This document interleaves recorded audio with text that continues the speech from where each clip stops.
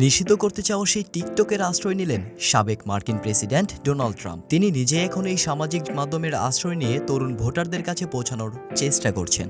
মার্কিন প্রেসিডেন্ট নির্বাচনে রিপাবলিকান দলের প্রার্থী হচ্ছেন ডোনাল্ড ট্রাম্প।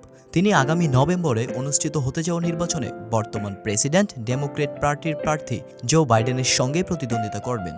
গণমাধ্যমের প্রতিবেদন থেকে জানা গেছে, টিকটকে যোগ দিতেই 10 লাখ ফলোয়ার পেয়েছেন ট্রাম্প। অথচ প্রেসিডেন্ট থাকাকালে জাতীয় নিরাপত্তার কারণে তিনি এই ক্ষুদ্র ভিডিও শেয়ারিং প্ল্যাটফর্ম নিষিদ্ধ করতে চেয়েছিলেন। অন্যদিকে প্রেসিডেন্ট বাইডেনের প্রচারণা টিম ইতোমধ্যেই টিকটকে রয়েছে, যে অ্যাপ 17 কোটি আমেরিকান ব্যবহার করে। তবে বাইডেন এরই মধ্যে একটি আইনে স্বাক্ষর করেছেন, যার ফলে টিকটকের চীনা মালিক বাইডেন্স যদি তাদের অংশ বিক্রি না করে, তাহলে অ্যাপটি যুক্তরাষ্ট্রে নিষিদ্ধ হয়ে যেতে পারে। ট্রাম্প স্থানীয় সময় শনিবার রাতে টিকটকে তার অ্যাকাউন্ট শুরু করেন একটি ভিডিও দিয়ে। ভিডিওতে দেখা যায় তিনি নিউ জার্সি রাজ্যের নেওয়ার্কে আলটিমেট ফাইটিং চ্যাম্পিয়নশিপের ফাইটে সমর্থকদের অভিনন্দন জানাচ্ছেন।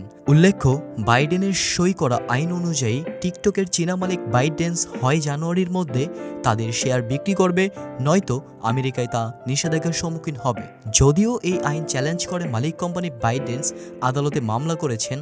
হোয়াইট হাউস বলছে, জাতীয় নিরাপত্তার স্বার্থে তারা অ্যাপের চীনা মালিকানার অবসান দেখতে চাচ্ছে। টিকটক জানিয়েছে তারা যুক্তরাষ্ট্রের ব্যবহারকারীদের তথ্য চীনের সরকারের সাথে শেয়ার করবে না। তারা বলছে, ব্যবহারকারীদের ব্যক্তিগত তথ্যের গোপনীয়তা রক্ষার জন্য কার্যকর পদক্ষেপ নেওয়া হয়েছে। ট্রাম্প যখন প্রেসিডেন্ট ছিলেন তখন টিকটক নিষিদ্ধ করার প্রচেষ্টা আদালত আটকে দিয়েছিল। তিনি গত মার্চ মাসে টিকটককে জাতীয় নিরাপত্তার প্রতি হুমকি হিসেবে অভিহিত করেন। এই সময় তিনি এও বলেন, নিষেধাজ্ঞা কিছু তরুণকে ক্ষতিগ্রস্ত করবে এবং মেটা কোম্পানির ফেসবুককে শক্তিশালী করবে।